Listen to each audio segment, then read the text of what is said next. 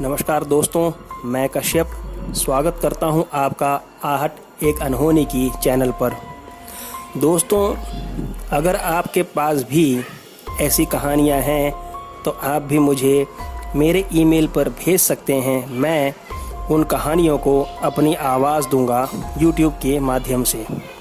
दोस्तों, कई बार हम लोगों को कहीं जाने के लिए लिफ्ट देते हैं और लिफ्ट लेते भी हैं, लेकिन क्या हो अगर आपको पता चले कि आपने जिसे लिफ्ट दी है वह इंसान नहीं बल्कि पिशाचिनी है।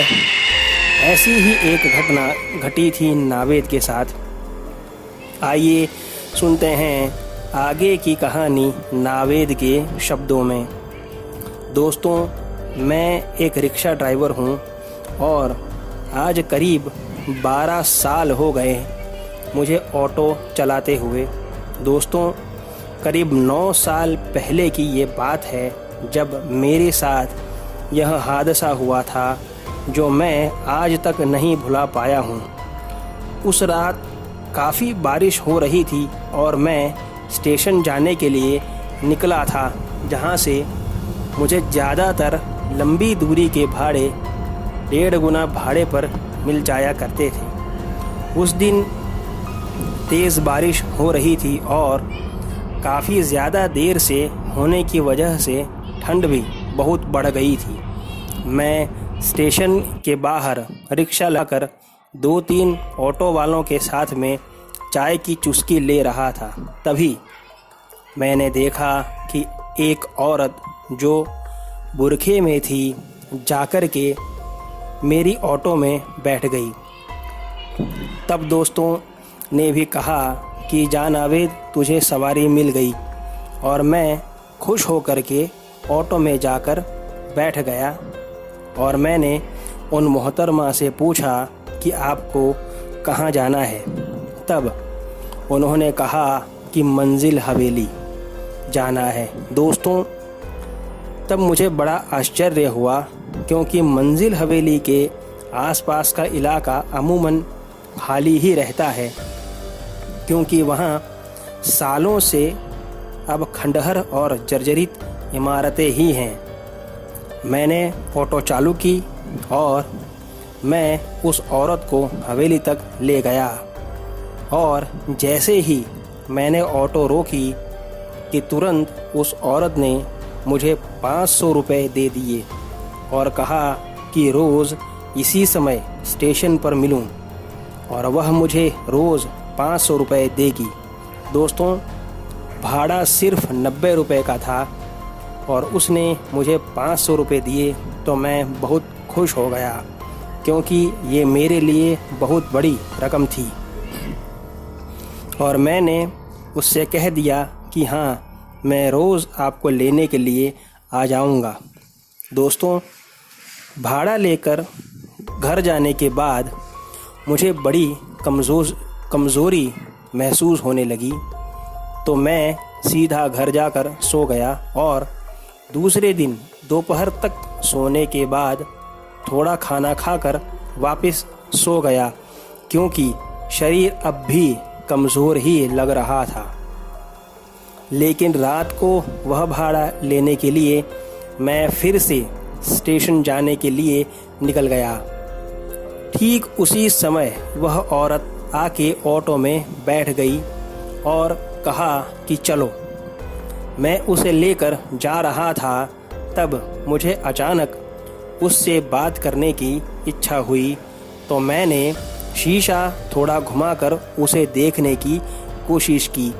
तभी वह मेरे ऊपर ज़ोर से चिल्लाई कि अगर पीछे मुड़कर देखा तो फिर कभी तुम्हारे साथ नहीं आऊँगी। ऐसा कहकर उसने पता नहीं क्या किया कि शीशा ज़ोर से टूट गया। यह देखकर मैं बहुत डर गया और उसने मुझसे कहा कि अब शीशा मत लगवाना। मुझे उससे 500 रुपये मिलने वाले थे, इसलिए मैंने हाँ कर दी। दोस्तों, उस दिन भी रात को मेरी तबीयत बिगड़ गई और फिर से मैं घर जाकर सो गया। दिन भर सोते रहने के बाद वापस रात को मैं स्टेशन चला गया उसे लेने और ऐसे ही 12 दिन बीत गए, लेकिन अब मैं बिस्तर से उठने तक की भी ताकत में नहीं था दोस्तों।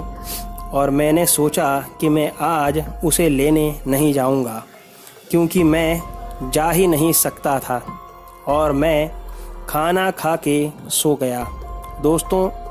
तभी रात को उसी वक्त मेरे घर का दरवाज़ा खटखटाने की आवाज़ से मैं उठ गया तो देखा कि वही मेरे स्टेशन पहुंचने का समय था। मैंने जैसे ही दरवाज़ा खोला तो वह औरत मेरे दरवाजे पर खड़ी थी और उसने मुझसे चिल्लाकर कहा कि तुम मुझे स्टेशन लेने क्यों नहीं आए। तब मैं चौंक गया और उससे पूछा कि तुमने मेरा घर कैसे पता किया। तब उसने कहा कि मैं कुछ भी कर सकती हूँ और तुम मुझे लेने क्यों नहीं आए। उसका जवाब सुनकर मैं थोड़ा सहम गया और मैंने कहा कि मेरी तबीयत ठीक नहीं है, इसलिए नहीं आया। तब उसने कहा कि ये तो होना ही था। ऐसा कहकर वो एक अजीब सी हंसी हंसने लगी, जिससे मैं और खौफ खा गया और उसने मुझसे कहा कि आज तो तुम्हारा वैसे भी मेरे साथ चलने का दिन है मेरी दुनिया में। ऐसा कहकर वो मेरे हाथ पकड़कर खींचने लगी और मैं डर के मारे कुछ बोल भी नहीं पा रहा था। उसने मुझे घसीटना शुरू कर दिया, लेकिन तभी मैंने पीर बाबा को याद किया और अपनी ज़िंदगी की दुहाई मांगी।